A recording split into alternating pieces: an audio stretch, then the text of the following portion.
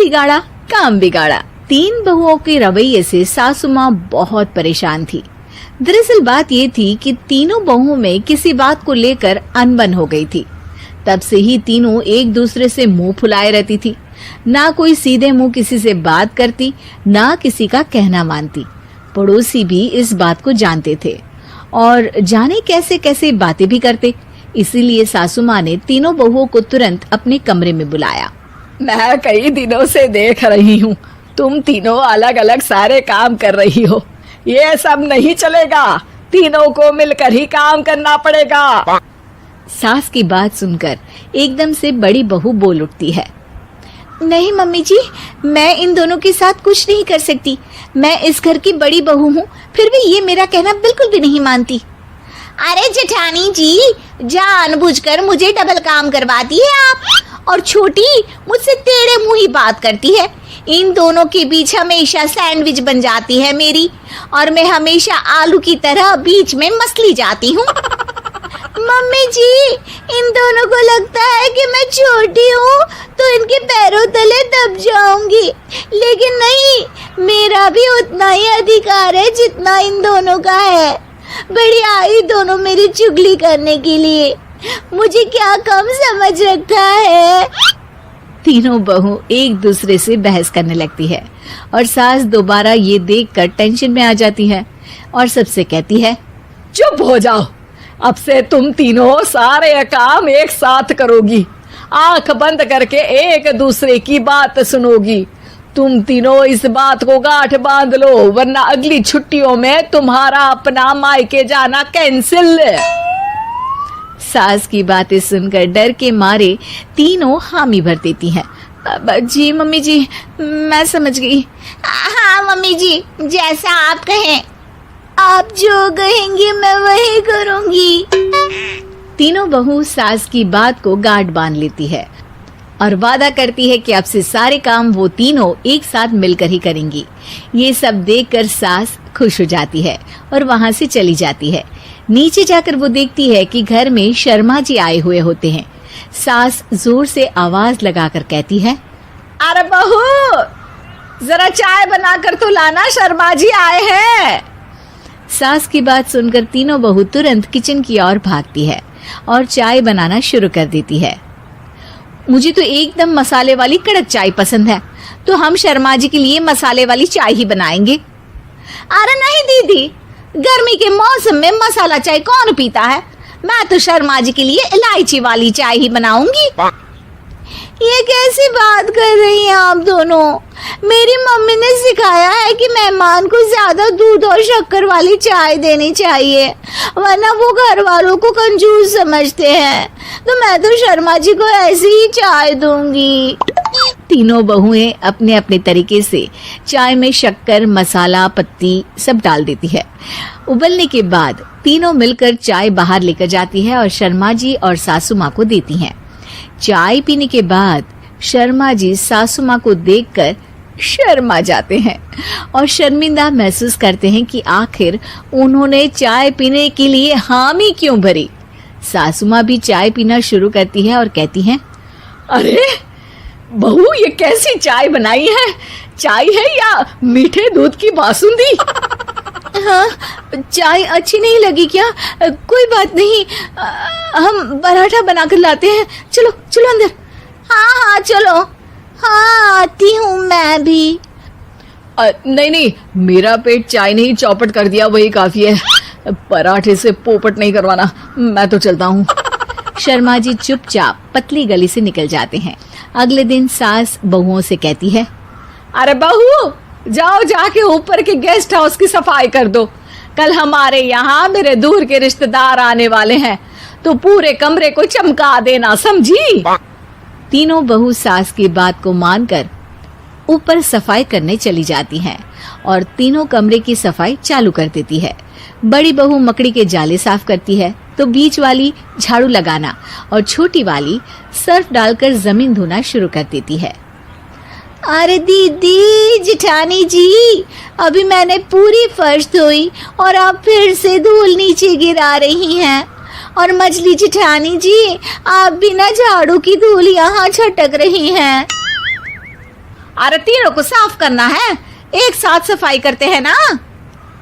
अरे वही तो, हम साथ साथ हैं, घर साफ साफ है। तीनों बहू ऐसे ही काम में उलझ जाती है और 2 घंटे तक एक ही कमरे की सफाई करती रहती है। बहुत देर से अपनी बहुओं को ना देखने के कारण सास ऊपर कमरे में उन्हें देखने जाती है, लेकिन कमरे में घुसते ही वो गीली फर्श पर फिसलने के कारण नीचे गिर जाती है। ओरी मोरी मैया, हड्डी मरोड़ के रख दी। आए मेरी तो कमर ही टूट गई रे। तीनों बहुएं सास को उठाती हैं और बिस्तर पर सुला देती है। अरे मेरे हाथ पैर दर्द कर रहे हैं, दबा दो, आराम मिलेगा। हाँ जी माँ जी। अरे जी माँ जी माँ जी। और तीनों बहुएं एक साथ सास के हाथ को दबाना शुरू कर देती हैं। माँ की तो चीख ही निकल जाती है और नतीजा ये होता है कि सास के बचे हुए शरीर में भी दर्द उठ जाता है। हाय राम, ये क्या कर दिया तुम तीनों ने। अरे मेरी तो किस्मत ही फूटी है कि तुम जैसी बहुएं मुझे मिली। हे भगवान, पूरे शरीर में दर्द बढ़ गया है। अब तो पता नहीं कि चल भी पाऊंगी या नहीं। माफ करो, मुझे गलती हो गई मुझसे कि तुम तीनों को एक साथ काम करने के लिए बोला। सोचा था तीनों मिलके अच्छे से काम करेगी, लेकिन बड़े बुजुर्ग सही कहते थे कि 3 तिगाड़ा काम बिगाड़ा। तुम लोगों ने ये बात ना आज साबित करके दिखा दी। तुम तीनों को तो समझाना यानी मानो भैंस के आगे बीन बजाना है। तुम्हें अकेले अकेले काम करना है ना, तो अब से तुम अकेले ही अपना अपना काम करो। तीनों बहुएं वहां से जाने लगती है। अरे कहाँ जा रही हो? आप ही ने तो कहा कि अपना अपना काम करो, तो मुझे मुल्तानी मिट्टी लगानी है। अरे मुझे भी तो नेल पॉलिश लगानी है, मुझे ना मेहंदी लगानी है। सास अपना सर पीट लेती है और कहती है, अरे मुझे भी लगाना है कुछ। क्या माँ जी? क्या माँ जी? क्या माँ जी? तुम्हारे घर वालों को फोन तुम्हारी हरकतें बताने के लिए। शादी एक अच्छे परिवार में हुई है। उसका पति रोहन उसे बहुत प्यार करता है। घर में उसकी सास शांति और ननद मीनाक्षी भी है, जो सरिता के किसी काम में दखल अंदाजी नहीं करती। लेकिन फिर भी सरिता को ऐसा लगता है कि दुनिया की सबसे ज्यादा बेचारी बहू वही है और सबसे ज्यादा अत्याचार उसी पर हो रहा है। माँ जी, ये लीजिए आपकी चाय। अरे बहू, तूने इतनी ज्यादा चीनी क्यों डाल दी चाय में? हाय हाय माँ जी, मैंने तो उतनी ही मीठी बनाई है जितनी मीठी आपको पसंद है। माँ जी, आपको तो मेरे हाथ की चाय अच्छी ही नहीं लगती। जब देखो कुछ न कुछ कमी निकाल ही देती हो। अरे बहू, तू एक बात के पीछे ही पड़ जाती है। मैंने ऐसा कब कहा कि तू रोज चाय खराब बनाती है? सरिता अपने कमरे में चली जाती है और फोन उठाकर अपनी माँ से बात करती है। हेलो माँ, कैसी हो आप? क्या कर रही हो? मैं तो ठीक हूँ, पर तू बता तेरा मूड कैसा है? तेरी आवाज से लग रहा है कि कुछ तो हुआ है तेरे ससुराल में। अरे क्या बताऊँ माँ, यहाँ तो हर समय मेरे साथ बहुत बुरा व्यवहार होता है। मैंने अपनी सास के लिए इतनी अच्छी चाय बनाई, लेकिन मेरी सास चाय पीते ही मुझे 4 बातें सुना दी। बेटी, तू इतनी छोटी छोटी बातों पर ध्यान ही क्यों देती हो? तुम्हारी सास ने कुछ बोल भी दिया तो क्या हो गया, वो बड़ी है ना तुझसे। माँ ने इतना समझाया, लेकिन इस बात का सरिता पर कोई असर नहीं हुआ। अपनी बेचारी बहू की छवि वो बदलना ही नहीं चाहती। अगली सुबह सब नाश्ते की टेबल पर बैठकर नाश्ता कर रहे थे, तभी सरिता ने अपने पति से कहा, सुनिए जी, मुझे ना आज बाजार से कुछ सामान लेकर आना है। आज आप ऑफिस से आने के बाद मुझे लेकर चलना ना। भाभी, मुझे भी कुछ किताबें खरीदनी है। आप दोनों जा ही रहे हो तो मेरी किताबें भी ले आना। लो, अभी तो बात ही की है बाजार जाने की, तो एक फरमाइश आ गई। माँ जी, आप भी बता दो कुछ, और हाँ, मोहल्ले वालों से भी बोल दो अगर वो कुछ मंगवाना चाहते हो तो। बेचारी मीनाक्षी अपना सा मुंह लेकर रह गई। ये सब देखकर रोहन से चुप नहीं रह गया और वो गुस्से में बोला, सरिता क्या हो गया है तुम्हें? मीनाक्षी ने तो सिर्फ किताबों के लिए बोला है। तुम्हें मीनाक्षी से इस तरह से बात नहीं करनी चाहिए। माफी मांगो उससे अभी। क्या? मैं माफी मांगू? दिन भर आपके घर के काम करूं मैं, आपकी और आपके घर वालों की बातें सुनूं मैं, और अब माफी भी मैं मांगू? ऐसा कभी नहीं हो सकता। ये बोलकर सरिता वहां से चली जाती है। एक दिन उनकी पड़ोसन घर आती है। अरे सरिता, क्या कर रही है? और क्या करूंगी भाभी जी, बस घर का काम ही कर रही हूँ। आप बताओ कैसे आना हुआ? अरे मैं तो तुम्हारा हालचाल पूछने आई थी, लेकिन तुम तो बिजी लग रही हो। कोई बात नहीं, मैं बाद में आ जाऊंगी। और क्या करूं भाभी जी, जब से शादी होकर आई हूं ना, बस काम ही कर रही हूँ। और इस घर में ना कोई मेरी कदर नहीं करता। पति है जो बस घर से ऑफिस, ऑफिस से घर। ननद को तो कॉलेज से फुर्सत नहीं। बची सास तो उनका सारा समय मेरी गलतियां निकालने में लग जाता है। अरे ये क्या कह रही हो सरिता? तुम्हारी सास तो पूरे मोहल्ले में तुम्हारी तारीफ करती फिरती है कि तुम बहुत अच्छी हो, पूरा घर तुम्ही ने संभाल रखा है। हाँ तो क्या हुआ, इसमें गलत क्या कहती हैं? सच्ची तो कहती हैं। मेरी मर्जी के बिना इस घर का पत्ता भी नहीं हिलता। शाम को जब रोहन घर आया तो उसने सबसे कहा, कल हम सबको मौसी जी के घर जाना है, उनकी बेटी की शादी है। सब अपनी अपनी पैकिंग कर लो, सुबह होते ही निकल जाएंगे। और सरिता तुम कान खोलकर सुन लो, वहां जाकर किसी की बुराई भलाई शुरू मत कर देना, नहीं तो मुझसे बुरा कोई नहीं होगा। हाय हाय जी, आप तो ऐसे कह रहे हो जैसे मैं सुबह शाम सबकी बुराई करती फिरती हूँ। आज तक कोई कह नहीं सकता कि मैंने किसी की पीठ पीछे किसी के बारे में कोई बुरी बात बोली हो तो। अरे बस बहू, बात को और ज्यादा आगे मत बढ़ा। हमें सब पता है तो हमारे साथ क्या व्यवहार करती है। ये बात घर तक रखना, शादी में किसी को कुछ मत बोलना, नहीं तो सब कहेंगे कि शांति की बहू कितना बोलती है। हाँ हाँ, सब कुछ तो मैं ही बोलती हूँ ना। आप लोग तो हर समय फूलों की बारिश करते रहते हो मेरे ऊपर। सारी गलती मेरी है जो मैं इस घर में आई। सबका कितना ध्यान रखती हूँ, लेकिन फिर भी मेरी तो आप लोगों की नजर में कोई कदर ही नहीं है। अगली सुबह सब लोग मौसी जी के घर पर चले जाते हैं।